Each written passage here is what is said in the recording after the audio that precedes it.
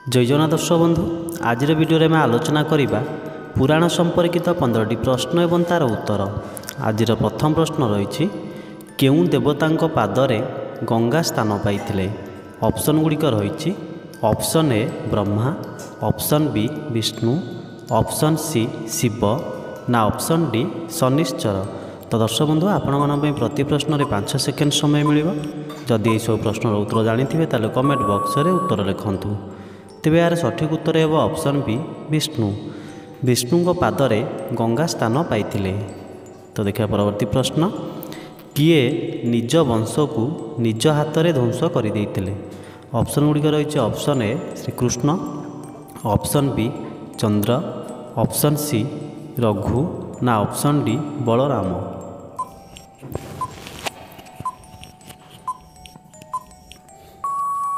तेबे यार सठिक उत्तर है ऑप्शन ए श्रीकृष्ण।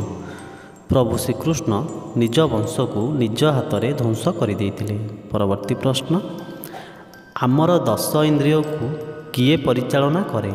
ऑप्शन गुड़िक रही ऑप्शन ए बुद्धि, ऑप्शन बी चित्त, ऑप्शन सी मन ना ऑप्शन डी अहंकार।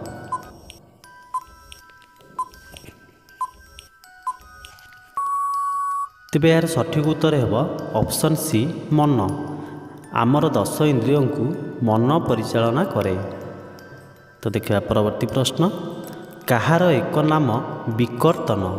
ऑप्शन गुड़िक रही option A Vishnu, option B Indra, option C Surya ना ऑप्शन डी सुदर्शन।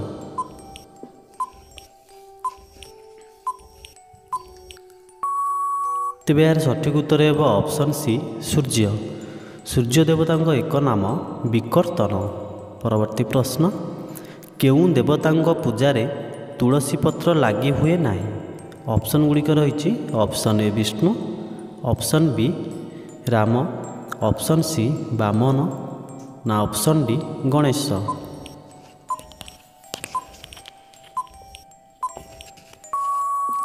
तेबे यार सठिक उत्तर है ऑप्शन डी गणेश।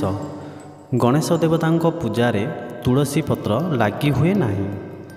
तो देखिए परवर्ती प्रश्न संस्कृत रामायण वाल्मीकि रचना करथिबा बेले ओडिया रामायण किए रचना करथिले।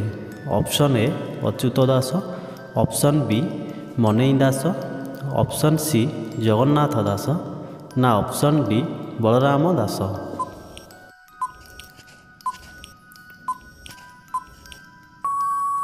तेबे यार सठिक उत्तर है ऑप्शन डी बलराम दास।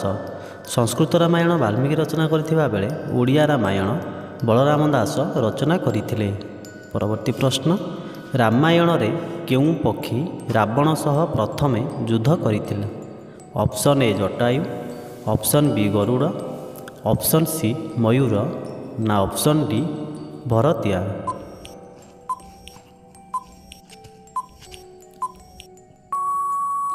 तेबे यार सठिक उत्तर है ऑप्शन ए जटायु पक्षी। रामायण रे जटायु पक्षी रावण सह प्रथमे युद्ध करथिला।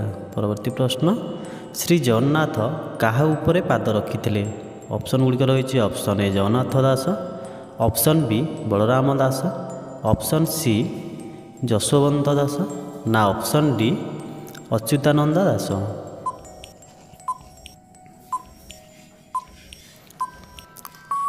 तेबे यार सठिक उत्तर है ऑप्शन बी बलराम दास। श्री जगन्नाथ बलराम दासंग उपरे पाद रखिथिले। परवर्ती प्रश्न केउं भक्तंक चिट्ठी को श्री जगन्नाथ गଳାରେ माला करी पिंधिथिले। ऑप्शन गुड़िक रही option A Karmabai, option B Mirabai, option C Padmavati ना ऑप्शन डी विष्णुप्रिया।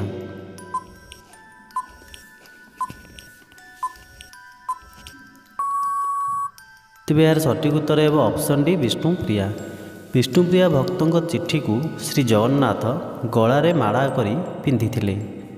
तो जीवा आपनकर परवर्ती प्रश्न को भागवत अनुजाई शुकदेवଙ୍କ माता किए। ऑप्शन गुड़िक रही option A Shanta, option B Vithika, option C Aditi ना ऑप्शन डी हिमवती।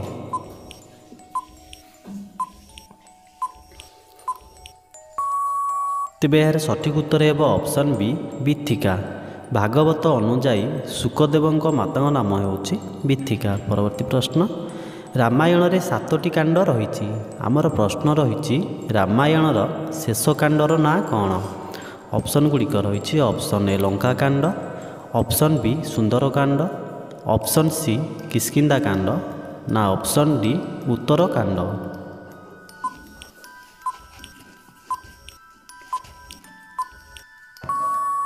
ତେବେ ଏହାର ସଠିକ୍ ଉତ୍ତର ହେବ ଅପସନ୍ ଡି ଉତ୍ତରକାଣ୍ଡ। ରାମାୟଣରେ 7ଟି କାଣ୍ଡ ରହିଛି। ରାମାୟଣର ଶେଷ କାଣ୍ଡର ନାଁ ହେଉଛି ଉତ୍ତରକାଣ୍ଡ। ତାହେଲେ ଯିବା ଆପଣଙ୍କର ପରବର୍ତ୍ତୀ ପ୍ରଶ୍ନକୁ।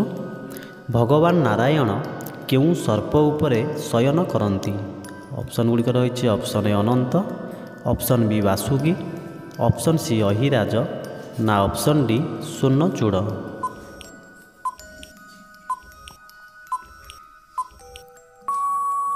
ତେବେ ଏହାର ସଠିକ୍ ଉତ୍ତର ହେବ ଅପସନ୍ ଏ ଅନନ୍ତ। ଭଗବାନ ନାରାୟଣ ଅନନ୍ତ ସର୍ପ ଉପରେ ଶୟନ କରନ୍ତି। ପରବର୍ତ୍ତୀ ପ୍ରଶ୍ନ, ବିବାହ ବେଳେ କନ୍ୟାର ପିତା କେତୋଟି ଦୋଷ କ୍ଷମା କରିବାକୁ ମାଗେ? ଅପସନ୍ ଗୁଡ଼ିକ ରହିଛି ଅପସନ୍ ଏ 3ଟି, ଅପସନ୍ ବି 8ଟି, ଅପସନ୍ ସି 9ଟି ନା ଅପସନ୍ ଡି 10ଟି।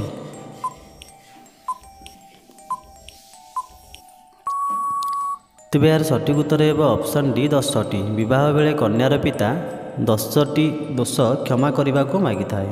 ତ ଯିବା ପରବର୍ତ୍ତୀ ପ୍ରଶ୍ନକୁ।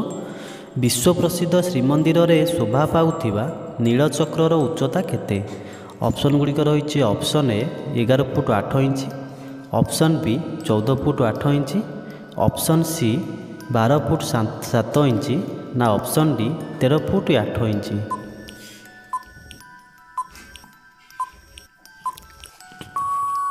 ତେବେ ଏହାର ସଠିକ୍ ଉତ୍ତର ହେବ ଅପସନ୍ ଏ 11 ଫୁଟ 8 ଇଞ୍ଚ।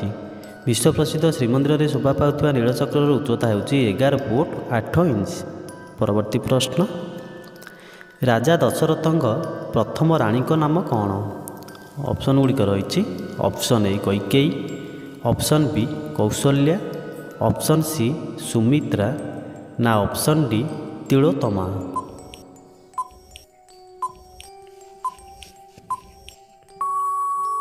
ତେବେ ଏହାର ସଠିକ୍ ଉତ୍ତର ହେବ ଅପସନ୍ ବି କୌଶଲ୍ୟା। ରାଜା ଦଶରଥଙ୍କ ପ୍ରଥମ ରାଣୀଙ୍କ ନାମ ହେଉଛି କୌଶଲ୍ୟା। ତ ଦର୍ଶକ ବନ୍ଧୁ, କୋଶ୍ଚିନ୍ ଗୁଡ଼ିକ ଭଲ ଲାଗିଲେ ଗୋଟେ ଲାଇକ୍ କରନ୍ତୁ। ଯଦି ଆମ ଚ୍ୟାନେଲକୁ ସବସ୍କ୍ରାଇବ୍ କରିନାହାନ୍ତି ସବସ୍କ୍ରାଇବ୍ କରିନିଅନ୍ତୁ। ପାଖରେ ଥିବା ବେଲ୍ ଆଇକନ୍ ବଟନ୍କୁ ଅନ୍ କରିନିଅନ୍ତୁ, ଏମିତି ଆଗକୁ ନୂଆ ନୂଆ ଭିଡ଼ିଓ ଦେଖିବା ପାଇଁ। ଧନ୍ୟବାଦ।